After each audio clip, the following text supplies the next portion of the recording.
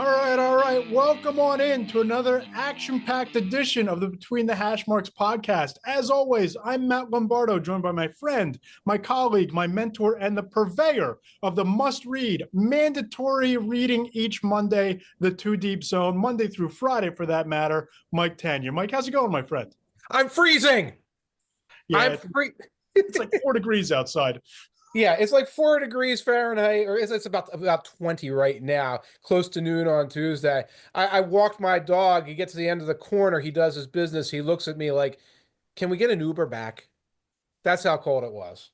Yeah, I drove my daughter to the bus stop this morning because neither one of us were walking in that. And I think that by the time I got back into the car from the stop to the car, I had icicles forming off of my face. How do you think she feels? Was she waiting on the bus, or was it right there? We were in the car. We sat in the car Got in the car until the bus. nice Okay, okay. Like, yeah, man, I'm freezing. I'm freezing, little one. So if you goodbye, go stand on the ice for a couple of hours and wait for that bus. Maybe it won't come. No, I'm glad you waited, dropped her off, got back. Beautiful, beautiful. Absolutely. And of course, we have a lot to get into a podcast announcement later on in the podcast, which you might have read on either one of our Substacks in the last couple of days. But if you haven't subscribed already to the Two Deep Zone, go ahead and subscribe on Substack. If you haven't subscribed to Between the Hash Marks on Substack, check out my work there. And as always, if you're a fan of this show, if you like the podcast, if you enjoy the analysis and the other things, subscribe on the Apple Podcast Store, Spotify, check out my YouTube channel at Matt Lombardo 975, but subscribe to the Between the Hash Marks podcast and leave us those 5-star ratings and reviews. They really do help grow the show. They make it easier to find us. They boost us up in the rankings on the various podcast platforms, and it generally helps make the show possible in a lot of ways. Absolutely. Do all those things. It's an attention economy, people. We crave your attention and we try our best to turn it into money. So help us out. And certainly 4 teams are where all of the attention lies going into this weekend. Championship weekend, Eagles, Commanders, an NFC East showdown, and what seems to be a conference championship or divisional game since time immemorial, the Kansas City Chiefs and the Buffalo Bills in the AFC. And, Mike, I wrote last week going into Eagles-Rams that the most important player on the field for both teams was Saquon Barkley. And that proved to be true. And going into this weekend, it certainly feels like the most important player, at least to the Eagles' chances of advancing to the Super Bowl, was once again, say it with me, Saquon Barkley. It's almost trite to point out at this point, but the Eagles were facing a Rams team that had an okay run defense, but seemed to have a Saquon problem. The Commanders have a bad run defense, and they also have a Saquon problem. At least they had in the 2 meetings in the regular season. Yeah, it's bizarre. When you look at the 2 games, if you check out Saquon Barkley's game log, he had a nearly identical performance in both games. 150 rushing yards and 2 touchdowns in the Eagles win in Philadelphia on Thursday night, and 146 rushing yards and 2 touchdowns in the Eagles loss in week 16. Big difference here though, Mike, and I'm writing about this on Between the Hash Marks, it should drop this week, in terms of one key for each team advancing. In the Eagles win, he had 3 catches for 52 yards, including 2 for first downs. No catches whatsoever in that game that the Eagles lost when Jalen Hurts got hurt. It almost feels to me going into this game that Nick Sirianni, Kellen Moore, and the Eagles need to make a concerted effort to get Barkley involved, even more involved in the passing game than they have. And in fact, in the Commanders' loss, I believe he dropped, or maybe drop isn't the right word. There was a wheel route to him that he and Kenny Pickett couldn't connect. That might have been a difference maker in that game. Of course, Kenny Pickett was a difference maker in that game. And for all the wrong reasons for Philadelphia. For all the wrong reasons. And then if you look at Barkley in this last game, it's the Eagles' offense. Backs are not going to catch 14 passes in this, but Barkley had an early opening drive. He had a catch over the middle that just helped move the chains. Later on, I believe it was a 3rd and 12, 3rd and 13, deep in Eagles territory. He catches one of those swing pass with the blocker plays. I forget what they're called. Very popular in the NFL right now. 3rd and long, catches a swing pass, had Calcaterra or Goddard or somebody in front of him, gained 14, 15 yards. Again, got them out of a deep hole. I think they converted a field goal on that drive, or maybe they just ate clock. But that's an element of the Eagles passing game that they need. Nick Sirianni just gave his press conference, and he's like, I'm not that worried about the passing game. And And I don't think you should be worried about the passing game. I feel like it's a weird thing. Like Eagles fans for the last 11 years run the damn ball. The Eagles run the damn ball, and they're like, "What's up with our passing stats?" Um, but but they need a consistent counterpunch to Brown and Smitty, and it can't just be Goddard. And they need that check down option, that short option that gets easy yak, and that should be Barkley. And I think it's even more important now when you look at Jalen Hurts getting banged up in that game last week. We're going to touch on that and go in depth on that later in the podcast. But Right. you saw last week against the Rams when Jalen Hurts was a little bit banged up with the knee. All of a sudden, that creates a question mark about how often are you going to be able to push the ball vertically downfield to an A.J. Brown, to a Devonta Smith, when the reality is this offense needs to keep the chains moving, as you alluded to. And Saquon Barkley during the regular season had a 44% success rate as a receiver. And that's when you convert at least 40% of the yards for a first down. 44%, second best in his career. It's one of the best ratings of running backs across the entire league. Barkley's bailed them out against the Packers in Brazil in the opener, a couple of big catches there. Against the Rams, the play you alluded to, the third and forever from the shadow of the goalpost that they converted to keep that drive moving. More than ever, I think getting Barkley in space, creating mismatches against the Commanders' secondary, that's going to do a lot to alleviate some of the pressure off of Jalen Hurts. And maybe at that point, Washington isn't going to be able to pin their ears back and blitz Jalen, who might be banged up as often as they might like to. And Gainwell can also catch swing passes. It seems like that's a forgotten element. He had a couple of big short catches that turn into productive gains, in part because teams are perennially shocked when Hurts throws the ball short into the flats or over the middle of the field. And, Hurts being hurt doesn't just, impact his ability to scramble, get the ball deep. It impacts his ability to be a threat as a designed rusher, which helps open Barkley up. And one of the things we saw in the Commanders game, a lot of Barkley's value in that game was a couple of big runs, not surprising. He couldn't churn it out as easily because he got stuffed a few times because there was no fear of Pickett running the ball. So how do you protect that? How do you create more options for your offense? Again, short pass opportunities, quick opportunities, get the ball to the backs, get the ball to Goddard a little bit more. Roll out once in a while. They rolled out one or two times. I think they rolled out twice a game in the last couple of weeks, and like each time it was a completion to Goddard, and they get a touchdown on one of them, etc. Get more of that stuff into the offense so that Hurts is comfortable doing more than sort of playing his kind of version of Josh Allen hero ball. And it's amazing when you look at the Eagles offense when it's at its best compared to, say, the Ravens offense when they were at their best in the playoff win over the Steelers a couple weeks ago. A lot of similarities. And you saw it last week on that Eagles opening possession where the designed run on the Jalen Hurts touchdown run, there was so much misdirection up front with the offensive line. A beautifully designed play by Kellen Moore with the fake handoff to Saquon Barkley. They really create an incredible decoy for one another in the running game. And even if Hurts isn't 100%, if you can sell that it's going to be a scramble, but you're actually going to wind up pitching it out to Barkley the other way, it could be a formidable thing to have to try to defend. You want as many of those things in your arsenal. And so often in this year, especially, the Eagles have not had the easiest stuff in the arsenal. The quick swing pass, the little screen, the little boot rollout to the tight end. Those are the simple things. Those are the things that all the teams are on. The Eagles are very reluctant to do them. I know they're in the playbook because I've seen them. And let's balance things out a little bit more on offense because the defense is going to have its hands full against the Commanders.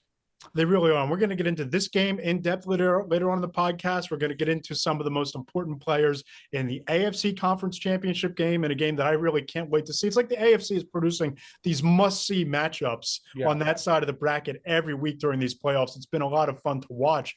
But we're also going to hop on the coaching carousel for a minute here, especially talking about offenses and talking about what's in the arsenal and in the playbook and in the bag of tricks. I have some pretty strong thoughts on the Chicago Bears hiring Ben Johnson, but I want to get your thoughts, Mike, on that particular hire, what it means for the Bears, what strikes you about Johnson as a candidate this time around taking this job. I have strong thoughts, but I'd love to hear how you think this is going to play out in the Windy City. It's funny because I don't have strong thoughts about this. I don't. It's like, yeah, Ben Johnson has been the top candidate for 2 cycles. And the Bears have a rookie quarterback who played pretty well at an opening and have some talent elsewhere. And they're not run by cuckoo banana pants people. So Johnson joined them. So that's it. That's the end of the story. And now he's going to do what the top candidate does with the team that has like the best prospects, let's say, along the way. He's starting to assemble a pretty good staff. I think Dennis Allen as a coordinator is fine. Darren Reese as a coordinator is fine, and it's all good. So if you've got strong opinions, let's hear them. Yeah. Yeah, as in the team that's run by Coco Bananas, like Mark Davis and Tom Brady, pulling strings. Cuckoo Bananas is how Brady and Davis and the Johnson and Johnson are running things. Coco Bananas is dancing at the Gentlemen's Club down the street right now. Right now, You know where my Tuesday thoughts at are on cold 12:53. days like this, where I'd rather be, right? Yeah, yes. Seriously, Hopefully not outside. yeah, right. But seriously, I love the Bears hitting a home run, taking a big swing, and bringing in Ben Johnson here.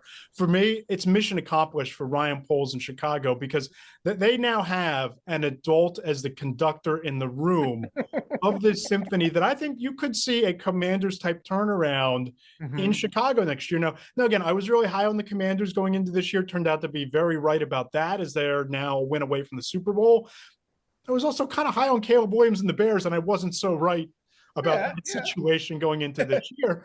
But Ben Johnson helped Jared Goff become the second leading passer in the NFL this season, behind only Joe Burrow. Just imagine what he's capable of doing with someone with Caleb Williams's traits and skill set. When you have an offense with DJ Moore, Rome Odunze, Keenan Allen, a versatile running back in DeAndre Swift, who can be that playmaker as a receiver out of the backfield.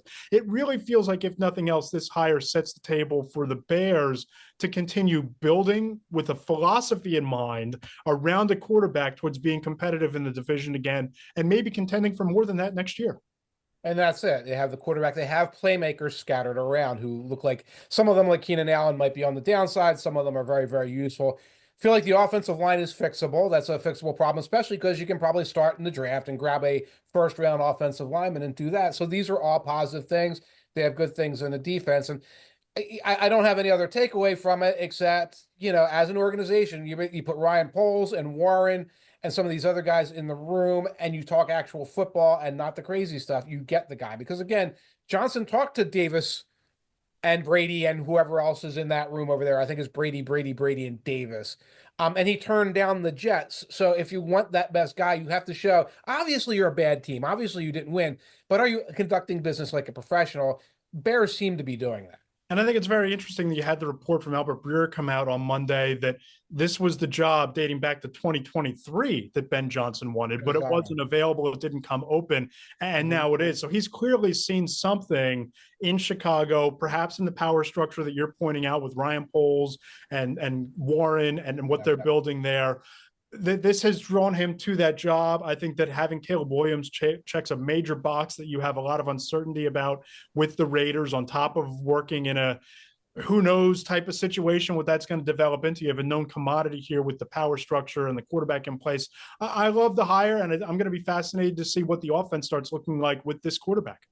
Definitely a lot of things to be encouraged about. And on the other side of the ball, there is a hostage situation going on about 90 miles north on the turnpike right now. Apparently, Aaron Glenn is locked in the Jets facility, and they're not going to let him leave until he signs a deal. Although the way, and this is happening in real time right now. By the time this comes out, we may have resolution on this. But the way Rap Sheet is describing it, it sounds like Aaron Glenn is interviewing the New York Jets to see if they are worthy of him being their head coach right now.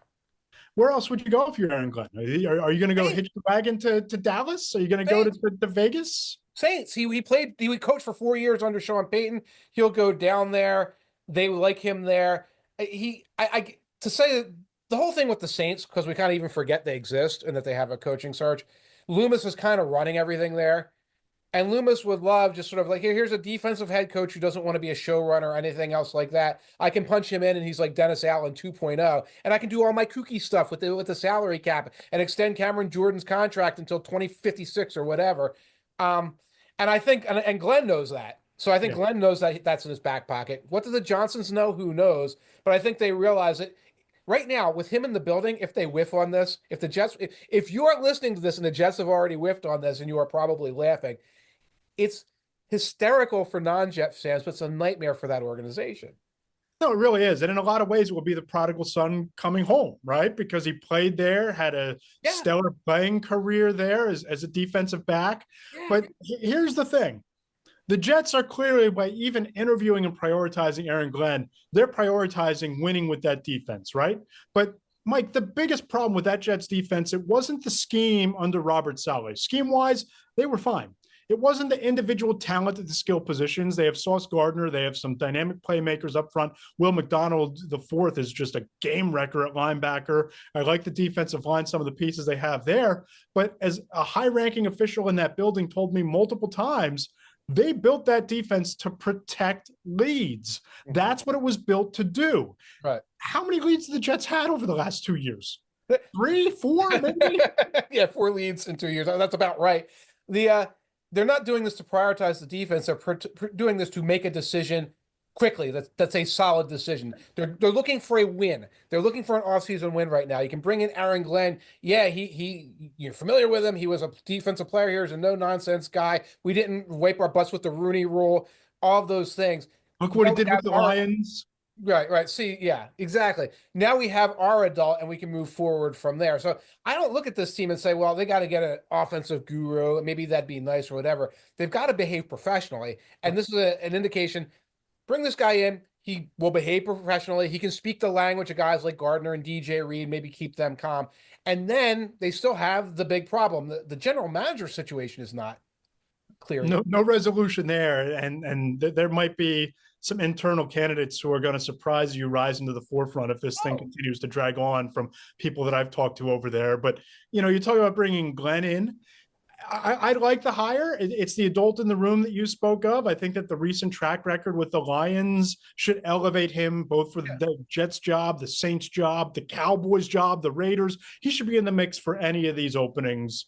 Let's be real about that. But from a Jets perspective, when you've spent your life throwing your way out of trouble because you've fallen behind early, they don't just need a new head coach, Mike. They need a quarterback. Yes. And who's the quarterback? You're picking seventh, so you're not going to get Cam Ward. You're not going to get Shedeur Sanders. Yep. You're certainly not bringing Sam Darnold back. That's the nightmare scenario, literally with the ghosts swirling through MetLife Stadium.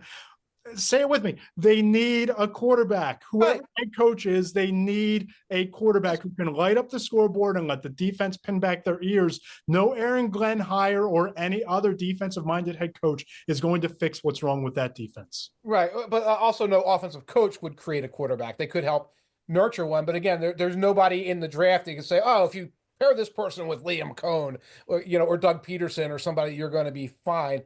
But like what they need is, in addition to the quarterback, is the clarity on the Aaron Rodgers situation.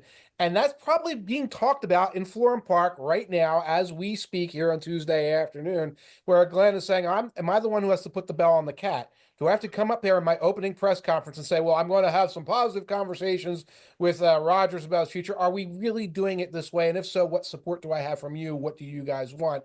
Because it's something a general manager should have made a decision on, an owner should have made a decision on, but they're going to waffle on this. And again, listeners, you may know this may have cost them this situation by the time you hear this. For sure. And if you're the Detroit Lions, if you're a Lions fan, you have to be kind of gutted by this. And I'm not going to go so far as to buy into any sort of conspiracy theory that Glenn Johnson interviewing somehow pulled their attention away from game planning for the Commanders. And that's why they lost. Lose me with that. Okay. They didn't lose the game.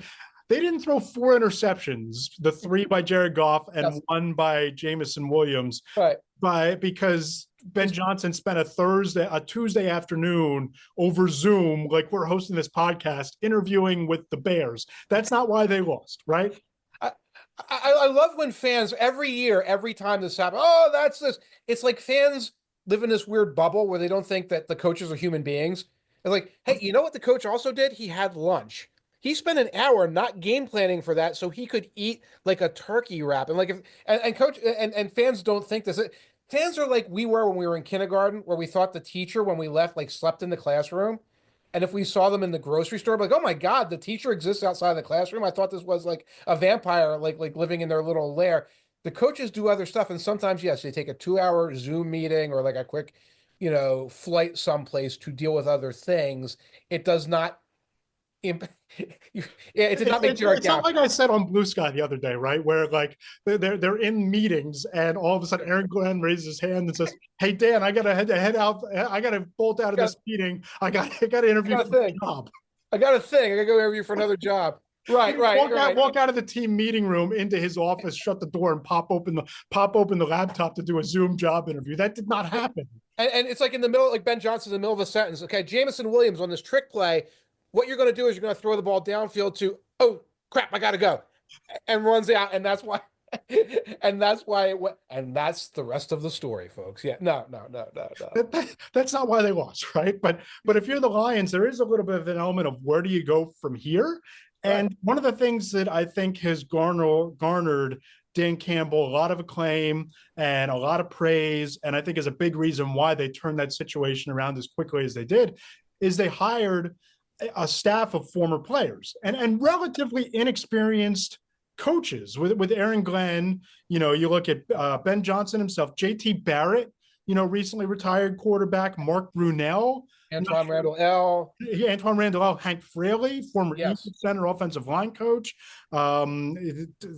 Sean Hamilton, Calvin Shepard. These are all relatively inexperienced. Terrell Williams has been along for a long time. He might be your defensive coordinator in waiting, very experienced defensive line coach and run game coordinator on that side of the ball. But there aren't a lot of great in-house candidates to promote to continue the continuity of what they've built over the last couple of years on both sides of the ball here. And Fraley is interviewing at the Seahawks. He will be, obviously, as the offensive line coach for that offensive line, will be in demand. I think he's somebody the New England Patriots should be calling. Right. As like, oh, here's somebody who can fix your line and give you some of this Ben Johnson flavored and Andy Reid flavored. Remember where he Fraley started his career, offense, and get you out of that whole everything is the Patriots mindset. He could leave. So yeah, they might have to go outside of the organization a little bit to bring in some veteran experienced coaches. And if they don't, and even if they do, the brain drain is real. Like, we're based in Philadelphia. We saw the post Doug Peterson brain drain. We saw the post Sirianni last year brain drain, where they did have to come out and bring fresh guys in. This is a dilemma that Dan Campbell's going to face in the days and weeks to come. Right. I mean, you could talk about Terrell Williams as a potential defensive coordinator. You can talk about Cameron Davis, maybe, but I think this is his first stop as an assistant coach. Hank Fraley, if you can retain him and promote him to offensive coordinator, to me, that's a coup d'etat for Campbell and the Lions for all the reasons you talked about. The versatility in terms of coaching the offensive line, the experience in several very successful high-powered offenses through his career, part of the Andy Reid coaching tree in a sense. I mean, that's the move. Yeah, the problem there is, well, first of all, I think the coordinator in waiting is the passing game coordinator, Tanner Pender. I'm drawing a blank right now. I don't know if you have the names in front of me. They have a passing game coordinator who I think they plan to promote. They also have Scotty Montgomery as assistant head coach. And that means that Hank Fraley can't get the assistant head coach title, right, which would then bar him from going elsewhere. And also, one thing that could happen is Hank Fraley could wind up being Ben Johnson's coordinator. Yeah. Because that's another thing that happens. Johnson's going to be looking at Randall L., Brunell, maybe some of these other guys, possibly taking one or two with him. Glenn might take one or two with him. It's a very difficult situation when you lose both coordinators. It's one reason why, Super Bowl runners-up often don't repeat because they lose those guys, whereas the Super Bowl champions, it's Andy Reid and Spagnuolo, and they're not going anywhere, and then whoever Andy's coordinator is goes, and it's like, well, that was just a guy. Right. And it's one of those double-edged swords, because it's the sign of a very healthy program when your assistant coaches get hired elsewhere because you're the model that franchises want to emulate. But then you're left kind of scrambling and figuring out, after all of these head coaching staffs and coaching staffs are being filled and hired around the league, where you go from here. Scotty Montgomery is a great pick here too, because you look at what they've done with the running backs, what they've developed Jahmyr Gibbs into. He's obviously been in all of the meetings with Ben Johnson the last couple of years, and he's a bright mind in his own right. That might be the move. Right. But again, as assistant head coach, they can keep him, so they can make him offensive coordinator. They can leave him in that position. That's one piece. Johnson's got a bunch of other pieces. I mean, Campbell has a bunch of other pieces that he's going to have to sort through. And while the Lions have become a model franchise that other teams are trying to emulate and the Bears are trying to build in their fashion, the Dallas Cowboys, let's just say that they have not. They've kind of been on the flip side of that ledger in terms of how they're viewed around the league, and for pretty good reason, especially with the way that Jerry Jones has completely, bungled this coaching search and this entire hiring process. In the column on Monday morning, I did a by the numbers in terms of the conference championship games, Mike. Okay. It has been 10,000, and now as of today, 601 days since the Dallas Cowboys last appeared in an NFC championship game on January 14th, 1996. And the number of combined NFC championship game appearances by NFC East rivals since that time is 11. So the Cowboys, not exactly America's team, not exactly the model franchise, and dare I say, no longer the destination that they might have once been as they look to hire a head coach after bungling the firing, dismissal, non-renewal of Mike McCarthy's contract and watching some top candidates wind up elsewhere without even being on the field to play the game. And what's interesting, those 11 appearances, since the Commanders organization, it's the first one since 93, I think. So I think you're looking at like 6 by the Eagles and 4 by the Giants and 1 by the Commanders, some number like that. And the Cowboys are the ones left out. That's what's shocking. Yes. If you're following this, I'm sure you've been following this and trying to keep up with it. On Monday, the announcement was that Vegas, the odds makers say that Brian Schottenheimer is now the leading candidate. And there's a flurry of confusion. I follow some pretty well-connected Cowboys beats. I know a couple of them.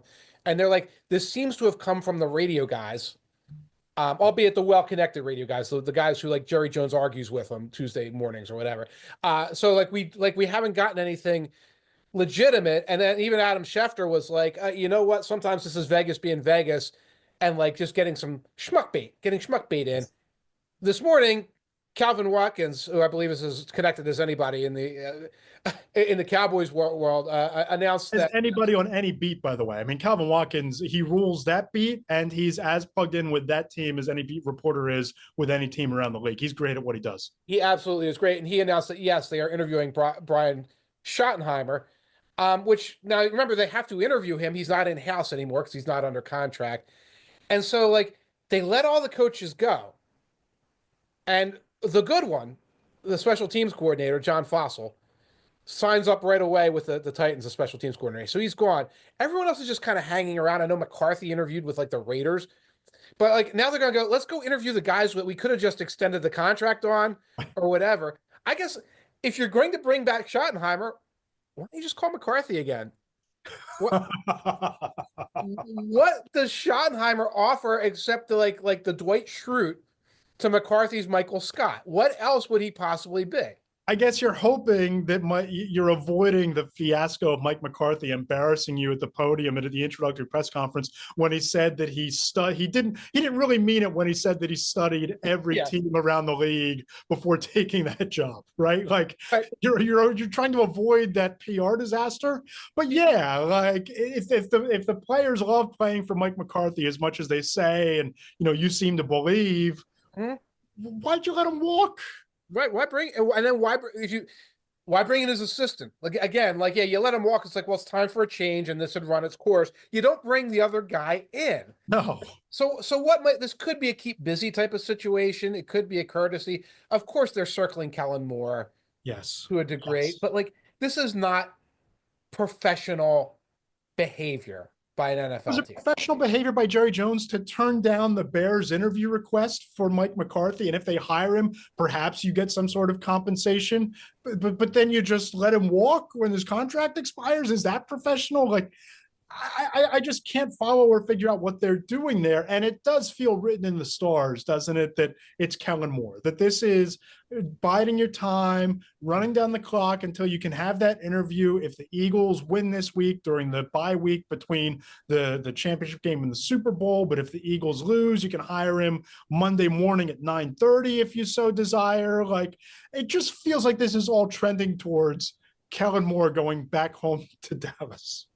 Yes, and again, it's another guy going back home. Yes, the podcast Cat has appeared. Tigger has opinions right now about this, but and actually, I need to drop my train of thought. thought as well. So it goes back to this. You're talking about an 82-year-old owner slash general manager slash autocrat, an 82-year-old running operations, not somebody like a John Mara who's older, but like has a layer of infrastructure below him, or the McCaskies who have layers of infrastructure below him. An 82-year-old running the show like as an autocrat with his son riding shotgun, the way 82-year-olds unfortunately often run shows. Yeah, and I just don't know how this plays out for the Cowboys. And you're starting to get further and further into the calendar here, right? If Yes. it's not Kellen Moore and you're not waiting on one of these coordinators, you've lost out on Ben Johnson. Not that I think that Johnson would have ever taken that job. Yeah. Aaron Glenn's probably not walking through that door either. Right. Mike Vrabel, the moment that they fired Jared Mayo 20 seconds after his post-game press conference in week 18, Mike Vrabel was essentially the head coach there before the Cowboys had a chance to even talk to him. It might come down to just having to settle for Brian Schottenheimer. It might just be like, oh, we messed up, guys. Hey, we shouldn't have let Mike McCarthy go. But hey, you guys know Schottenheimer. You know him. You know Brian. You like Mike. You got Mike, but here's Brian. Go play hard for him. Yeah, here it is. I mean, yeah, Kellen Moore could say no. I wouldn't see him saying no, etc. And it's a complete lack of process. It's just a lack of. They've interviewed Moore. They did interview Moore. They interviewed Leslie Frazier, who's like a blast from the past. They interviewed Robert Saleh, which I can't tell if he's making the Rooney rule rounds or is he a serious candidate. But that's about it. You have teams. I mean, the Raiders introduced the Bears interviewed like a dozen guys, 13, 14 guys total. They were about to interview Eddie George. That's how low on the list they had gotten. How many guys they had, into Hallett's Hall. Exactly. And you're at like 3 interviews. You let the first 2 buses pass, and you're just circling people who, again, are in your Rolodex. That's not how to do this. That's how you go since 1996. 11,000 days without making an NFC Championship game appearance, and why teams like the Bills and Chiefs and the Eagles and Commanders are going to be dueling it out for 2 spots in the Super Bowl, and the Cowboys haven't tasted that type of success in 1996. Right. You need a professional operation, and these are 4 professional operations. One of them very new, one new to professionalism, but otherwise 3 very experienced professional organizations. Yeah, one of them got rid of their autocrat, and all of a sudden they're one of the most dominant teams in the league. Right. Hey, here's a hands-off owner who hired a football guy, who hired a couple other football guys, and here they are. Here they are, folks. And they have a quarterback. So how about that? So they drafted the quarterback. Yes. Let's start with the NFC Championship game. And you posed a fascinating question on the outline that I'm going to give you the first crack at answering. Suppose you're the Eagles and Jalen Hurts is only 90% going into this game, right? You have something you need to do. But if you're the Commanders and you know that going in, if you know that you're not getting Jalen Hurts at his best or at his most healthy, if you're Washington, what do you do here? First of all, you hope you match up in your secondary, okay, which the matchups still don't look great. Mike Sandstrill had 2 interceptions. He has not had a very good season. He's a rookie who's starting to come around. Marshawn Lattimore had 15 pass interference penalties and a couple of stops against the Eagles. He had a hard time against Mike Evans. He's not your ideal matchup, but he's better than your other opportunities. You hope you can come up with matchups that make sense on the back end. You want to run a lot of man coverage because that's what Quinn prefers to run this year. And they don't generate a lot of pass rush. But here's the other thing. We really noticed it against the Lions, and I think we noticed it against the Commanders weeks back, against the Eagles. I looked up the most up-tempo offenses in the last 10 years, because that's all I have really good data for. I could probably have gone back through Aaron's stuff and gotten more, but the teams that run no huddle the most since 2015, and the Commanders are pretty much neck and neck with the 2015 Eagles.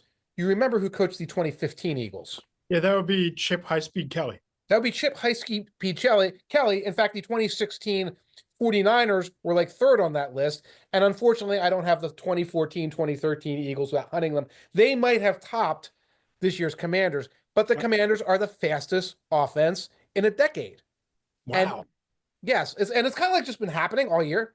It's like, oh, they're running no huddle. They're running no huddle at Chip Kelly level. And that's very passé in the NFL right now. People will shift into no huddle and back. Nobody's running it 60% of the time and anything like that since Kelly left the league. And now Kingsbury's doing it. Kingsbury didn't even do that in Arizona. Amazing how that's kind of flown under the radar, but you give me those numbers now, and it all starts to make sense why they're so aggressive on fourth down. Right. Because if you're running tempo and you're wearing down and grinding down defenses that don't have the opportunity to substitute because you're not substituting and you're not taking a break to huddle, and you're getting yourself into 4th and 2, 4th and 4, 4th and 1 situations, Yep. when you're going tempo, why wouldn't you be hyper aggressive going for it? And why wouldn't you play the odds? So that's fascinating to realize that that's kind of baked into who they are and why they're so successful right now. Right. I'm assuming there's people on YouTube who talk about this constantly. It just hasn't floated back to me. And I would see them during the season. It's like, oh, hurry up. They're running hurry up. They're running hurry up. They were running it all the time. And you're right. It was very effective in their running game, obviously effective in the passing game, and it's super effective in their short yardage game. The next best thing to a tush push in the world is kind of like the sneak with tempo. Yeah. If you come to the line, hike, bang, you go. It's like you're not going to stop a half yard. I know Daniels doesn't run many conventional sneaks, but you can run inside with Robinson quickly. You can run sort of a little option type sneak from the pistol. All kind of things that the Commanders have been able to do. So the Eagles have to solve that, and the Commanders have to commit to it. If you remember, one of the touchdowns that the Commanders scored, excuse me, against the Eagles, Darius Slay was like running off the field. Somebody else was running on. There was because it was up-tempo, communications lap. I think Zacchaeus caught the touchdown pass. That's the kind of thing that the Commanders want to force a couple big plays like that. And now the Eagles have to play from behind or play catch-up and not just play Saquon ball. And if you're the Eagles and if you're Nick Sirianni and Kellen Moore, knowing that Jalen Hurts might not be 100%, the one thing I would do, Mike, I'm practicing this week with Saquon Barkley in the tush push situation because you look at what the Ravens did a couple of times down the stretch and with some other teams, I believe a couple other teams have done this as well. You put the tight end quarterback. I don't know that there's 4 players in the NFL with more lower body strength than Saquon. If you can get him to handle a snap comfortably, if you can get him in that situation, why subject Jalen Hurts to that extra punishment on the tush push when you could get Saquon Barkley probably just as, if not more successful with that play than what Jalen Hurts has been able to be? But you're right. It's about comfort with the snap. I would be talking on Discords with people like, well, why don't they do this? If they haven't practiced the snap or they practiced it a few times and this guy didn't like it, but more likely it's a matter of not practicing at that. And then if you tried it in the snow like last week, it could be the number one disaster, which is the fumble. So maybe they're practicing that this week. Maybe they're practicing Tanner McKee with it. I don't know. But you want that in the arsenal because, again, that almost became an issue. It did become an issue. The Eagles had to settle for a field goal in a situation where they would have pushed into the end zone and possibly erased the fourth quarter drama if Hurts was 100% healthy. Right. And if I'm Washington, I'm popping in the tape from last week, and I'm running the same defense that the Rams did because I think that the Commanders' front seven is better and certainly more experienced than the Rams' front seven. And what did they do? They pressured Jalen Hurts all afternoon. But according to Pro Football Reference, Mike, they didn't blitz once. They didn't blitz at all in that game. It was all front four pressure. It was all Jared Verse. You know, if I'm them, I'm taking my chances with my secondary matching up with A.J. Brown, Devonta Smith, Dallas Goedert, and Jahan Dotson. If the quarterback isn't 100%, who, right? The invisible man. Jahan. Every time someone says Jahan Dotson socially, like in line at the grocery store, I give them a big who. Yes, it's people love me at parties. Oh, you have to be tons of fun. You are tons of fun. I've partied with you at Super Bowls. Come on, give yourself more credit than that. Oh, God. But if I'm the Commanders, I'm taking my chances with my secondary against their receivers with a banged up Hurts. I can get home with the front four pressure. And I heard this on Adam Schefter's podcast shortly before we came on the air. Herm Edwards said that the one thing, if you're Washington, get that game close in the fourth quarter. Yes. If that game is close, and Herm Edwards coached Jaden Daniels during his time at Arizona State, you're going to win that game. More than likely you're winning that game with Jaden Daniels. He has 5 fourth quarter comebacks so far this year, including the fourth quarter comeback against the Buccaneers in the playoffs. So to me, Mike, if I'm Washington, it's how can I relentlessly pressure Jalen Hurts And how do I get this to be a one-score game going into the fourth quarter? The fourth quarter chess match, because the Eagles want to melt the clock. They always want to melt the clock. The Eagles almost melted the clock in week 16, and Devontae Smith dropped a pass deep in Commander's territory that like let the clock stop and like left time on the clock, and the Eagles settled for a field goal, and that's what set up the touchdown. So that's going to be a chess match if this is a close game. If the Eagles are nursing some 3-point lead, what can we do to run the clock? At last against the Rams, it's like, well, we're going to run Saquon, but we tried one other play, the bootleg, and Hurts takes another sack during it. Come up with a strategy for running the clock that isn't just 100%, we're going to try to murder you with Saquon, because they'll be ready for that, and you need some kind of counterpunch, whatever it might be. For sure. And, I've talked to people all week about this, whether it's my wife, whether it's my father, people you see at the bus stop, where, Yes. my daughter in the morning, the other dads were like the dad crew. This is the matchup in these playoffs that I think if you're the Eagles, you feel the least good about, right? Because there's the familiarity. This is the one you feel I mean, if you're like a panicky Eagles fan, you're scared of the Commanders because they're the Commanders. You want to face the Lions? Did you want to face the Vikings when they were looking good 3 weeks ago? I'm talking about the teams that they've played so far, whether it's the Packers or the Rams or the Commanders.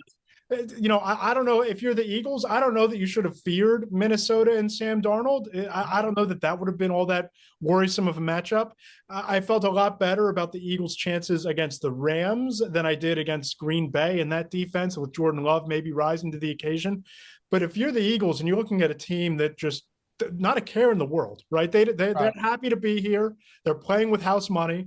Defensively, they're stacking up opportunistic moments on top of fundamentals that just get better every week. A young quarterback who might already be the best quarterback in the NFC.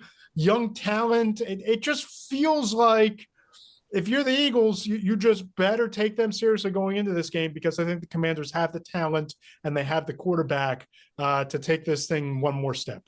Yeah, I mean, they have the talent. They have everything there. They allowed like 8 yards per carry against the Lions. Yeah. That defense is not good. So it's like when we talk about these other teams, their defenses were good to okay, or in the Lions' case, was good, but then injuries took them down to okay. This is a below average, barely playoff caliber defense, and that should be the difference that the Eagles, with a healthy enough Hurts, should be able to exploit. For sure. And flipping the script over to the AFC and the AFC Championship game, I'm really excited about this. Bills and Chiefs. How can you not be? Right. Patrick Mahomes against Josh Allen. I wrote a lengthy feature last week speaking with Thurman Thomas and Lorenzo Alexander and some people around the league about the Bills' transformation into this physical, beat you up running team, rather than letting Josh Allen just beat you and, bash your brains out in terms of the deep passing game and all those things. And you saw that formula play out against the Ravens. Now you're going into Arrowhead with the mentality and the temperament of a team that's capable of pulling off the upset. Yes. The problem is it's Andy Reid, it's Patrick Mahomes, and it's the postseason Chiefs on the other side. Yeah. How's it play out? Is it the physicality ruling the day? Or is the ghosts of the Chiefs' losses past and this elite head coach quarterback duo that do it again? And it's Chris Jones, and it's George Karlaftis, who is starting to take another step, and it's Nick Bolton and these guys at linebacker. So if you try to go into pure 4 on the floor, ground and pound mode, you might face resistance. And the Bills did face resistance early in that game. They were running the ball very hard. Third quarter, they were not running the ball particularly well, and that's when the Ravens came back. So I think they can't rely on those tactics exclusively. What they need is their defensive front to come through, get the sacks, get the pressure, maybe get some turnovers. And that's why, for me, I think the key to this game is it's going to be Rousseau. It's going to be Epinesa. It's going to be Von Miller. It's going to be Oliver. And it's also going to be the health on the back end. And the one thing I did not check before airtime, because I'm planning to check when a day or two has passed, health of Teron Johnson, the health of Taylor Rapp in the secondary. That is kind of like your top safety and your top nickel guy against a team that wants to throw the ball over the middle of the field to their tight ends. Yeah, no doubt about it. You just took the biggest key right out of my mouth here. And I think the biggest key player at this moment, knowing what we know, it might be Damar Hamlin, who's had a terrific year and Pro Bowl player, potential all-pro safety, just a dominant season from Hamlin. I'm not sure who's going to have the unenviable task of covering Travis Kelce or knowing where Travis Kelce is going to be. But you watch that game on Saturday, Travis Kelce feasted in the soft spot of the Yes. Texan zone defense. That can't happen. I mean, even with his diminished speed, 7 catches, 117 yards, and a touchdown, he was the MVP for the Chiefs last week. If you're the Bills, it doesn't matter whatever the Chiefs do otherwise. You have to take Travis Kelce out of this game because much like Saquon Barkley is the engine that makes the Eagles offense go, Travis Kelce is their spark. It is their spark, and you're looking at a team that otherwise tries to do both of them. Both teams offensively, it's kind of very dink and dunk and spread the ball around now. Yeah. It looks different, but when you look at it in the stat sheet, it's the same. It's like, okay, we're trying to get a quick pass to this guy. We're trying to get the tight ends open. We've got sort of an end around guy that we use, like Xavier Worthy on one side. No, they'll use Samuel for that on the other side. So you want to take those things away. The trick with the Chiefs in the Chiefs in the playoffs is they can change personalities like in the middle of the first quarter. Right. They can come out, and I've seen this in these games where we're going to come out and we're going to establish, the screen game. It fails. They abandon that and go into these other directions. What you want to do, again, with the Bills against the Chiefs is the Chiefs still have not solved the problems at their tackle positions in any way. You should be able to get pressure. You have to leverage that pressure into success, into stops, preferably into turnovers, because then you can tilt the game in your favor. No doubt about it. And I think for the Chiefs, they need that secondary option in the passing game. It hasn't emerged for them in the postseason. They haven't played a meaningful game before the divisional game against the Texans since Christmas Day. And both of those games were the Travis Kelce experience on steroids, right? To me, their key player is DeAndre Hopkins. This is the game that you brought him to help you win against Buffalo, trip to the Super Bowl on the line. They need a guy who can move the chains. They need a guy who, when the Bills are dedicating a safety to shadowing or traveling with Travis Kelce, who you can find the soft spot or you can be the big play catalyst vertically down the field. They've had Xavier Worthy kind of mold into that over the last couple of weeks, and he's taken some big steps in his development. DeAndre Hopkins didn't have a catch against the Texans, and I know he's a little bit banged up, but if he's healthy and he's on the field, I think he's a guy to watch who could have a breakout. Part of it, Hopkins clearly was the go waste Derek Stingley, go waste him.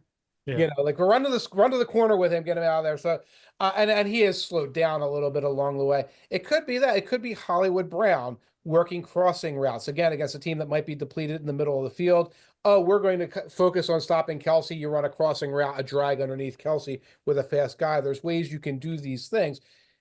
Andy might want to consider the running game, which I know is something that we've been saying as Philadelphia natives since 2003, but Andy might want to consider the running game a little bit. Kareem Hunt late in the game against the Texans turned things on a little bit. Pacheco has not been a factor lately, but like I've seen the Chiefs.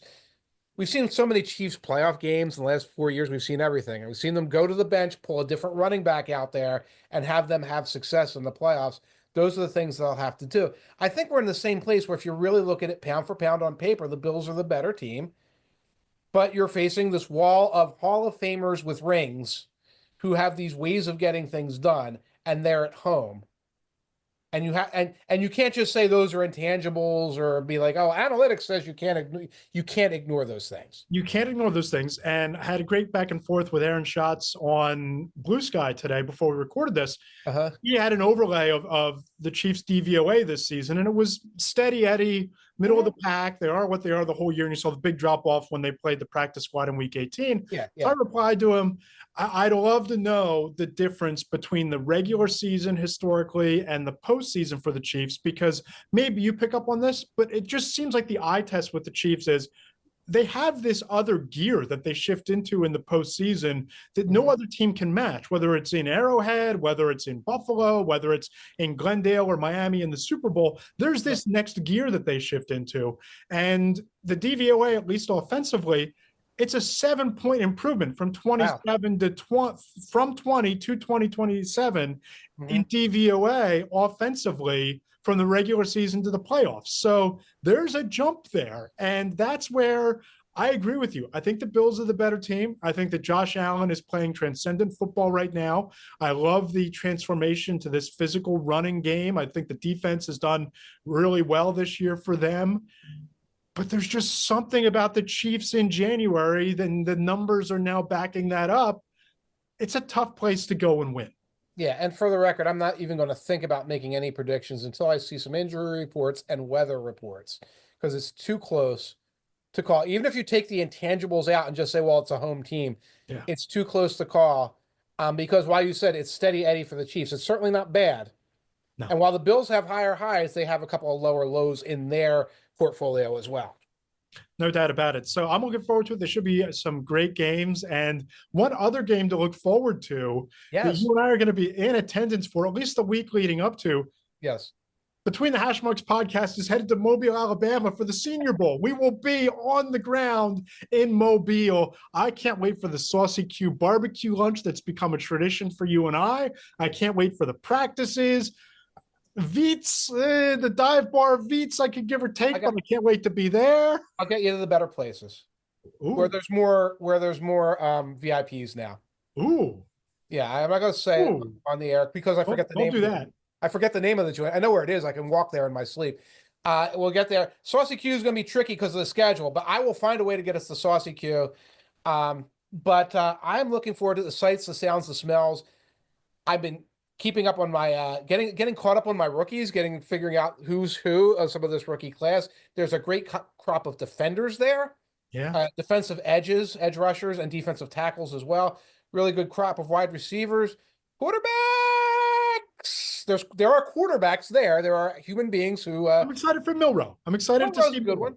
Milrow's a good one. Yeah, we'll look at him because he has a little bit of a sub Jalen Hurts thing about him. Yeah, I was the last time I was in Mobile was 2 years ago, and I openly joked with people that if I were a wide receiver or a running back in that All-Star game, I'd probably sue because the quarterback play was so suboptimal and subpar. But it's always a great experience watching practice. We get to watch the one-on-one individual drills, the 7-on-7s, full teams. You get to make some fun evaluations of these kids up close and personal. And I know you have some great content planned for it. I'm excited to get some interviews banked away. I'm excited for the practice diaries that we'll be putting out. It's going to be a lot of fun. Right, and we're going to do our best to find a way to make sure we are broadcasting from down there, somewhere down there. It may be at Serta's, it might be at Saucy Q, might be at the stadium. We'll be doing something to give you guys an update there. But my main thing is there will be on the Two Deep Zone some kind of draft package. Ooh. Okay, it won't be on February 2nd or anything like that, but there will be a big draft package coming. And the Senior Bowl is a big part of that because if you're not down there meeting some of these young individuals, talking to some of the people who are out there and watching them play on the practice field, it's hard to get good draft coverage. You just don't have the granular face-to-face that you need for it. And if fans aren't all that familiar with how the sausage is made in the NFL, legal tampering does not begin until something like March 15th. Yeah. But hey, wink, wink, nod, nod, with all of the agents in town representing their incoming prospects in the Senior Bowl, and every executive, general manager, personnel director in Mobile, Alabama, wink, wink, nod, nod, in the same cigar bars that I'll be trolling, in the same high-end establishments that Mike is telling me that we're going to be frequenting late at night. These deals are being discussed and the framework is being jotted out on napkins. So hopefully I'll have some interesting nuggets and tidbits to report about free agency and things that could be coming in the coming weeks. So I'm excited about this trip. I'm looking forward to getting back. Now I'm worried. I hope the cigar bar is still open. The one in the Admiral. Yeah. We'll check it out. We don't have to do this on air, but we'll make sure we have all our bases covered. And if that one's closed, there's a cigar bar somewhere in town, and some of those execs are going to be there because they like cigars. Yes, they do. I have some fun stories, some fun memories from combines and Senior Bowls past. Mike, in addition to the Senior Bowl coverage coming up from both of us, what's coming up on the Two Deep Zone in the next couple of days? I honestly forget, but let me see if I can put it together right now. Okay. I am doing coaching carousel stuff. Hopefully we'll get Aaron Glenn clarity and I can finish that and put it out for tomorrow. And the little preview about the Cliff Kingsbury up-tempo stats. I'm putting something together about some of the most important statistics coming in for the Final Four. And a big one is on the Commander side of things, how much up-tempo they run and how like historic and quietly historic that has been this year. What about you? I'm excited to read it. Yeah, a couple of big things coming out tomorrow morning on Wednesday before you wake up. It'll be the one key for every team to advance out of championship weekend into the Super Bowl. I have a feature coming up later in the week on one of the biggest stars of these games, who's going to play a big role in his team advancing. And the mailbag on Friday, where people ask their questions, and had some really interesting Eagles developments in last week's mailbag you'll have to go and check out. Awesome. Awesome. I did miss that one at the end of the week, so I have to go back and check that one out. No doubt about it. So, of course, follow Mike Tanier on Blue Sky and Threads. Follow me on Blue Sky and Threads at Matt Lombardo NFL. Check us out on Apple Podcasts, Spotify. You can watch the YouTube channel at Matt Lombardo 975. But, Mike, I'm excited for these games this weekend and even more excited to break them down next week with you in Mobile. Absolutely. Can't wait.